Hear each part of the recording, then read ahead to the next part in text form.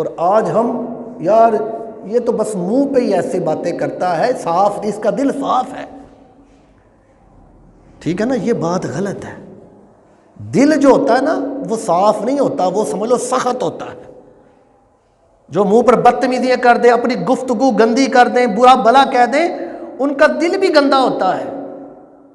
اب میں بتاتا چلتا ہوں کہ دل سخت کیسے ہوتا ہے۔ دنیا کی فضول باتیں کرنے سے تمہارا دل جو ہے وہ سخت ہوتا ہے، دنیا کی فضول باتیں کرنے سے۔ زیادہ ہنسنے سے تمہارا دل جو ہے وہ سخت بھی ہوتا ہے، مردہ بھی ہو جاتا ہے، زیادہ ہنسنے سے۔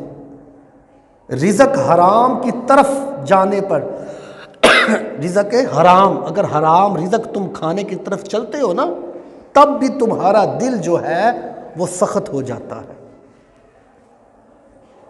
اس کے علاوہ اگر تم کسی پر ہنستے ہو، کسی پر ہنستے ہو، کسی کو دیکھ کر، کسی کی غربت پر، کسی کی غلطی پر اگر تم ہنستے ہو، مذاق اڑاتے ہو، تب بھی تمہارا دل سخت ہو جاتا ہے۔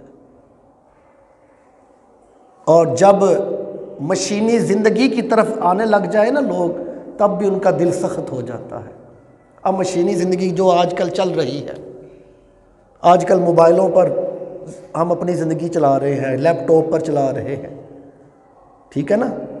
ہم نے کیا کرنا ہوتا ہے، گاڑی میں بیٹھے ہیں، موبائل کو لگا دیا ہے، تلاوت لگا دی، گاڑی چلا رہے ہیں۔ کمرے میں دکان کھول لی ہے، موبائل پر لگا لی ہے، تلاوت سن رہے ہیں۔ یہ نہیں کرتے کہ یار ہم قرآن کھول کر خود پڑھ لیں۔ جب ہم قرآن خود کھول کر پڑھیں گے نا تو دل ہمارا نرم ہی ہو جائے گا۔ اس سے بہتر یہ ہے کہ تم خود پڑھو۔ کیا میں ایک بات بتاؤں نا، مجھے یہ بتائیں نا، کیا خود پڑھنا افضل ہے یا یہ موبائلوں پر ایسے کام دیکھنا افضل؟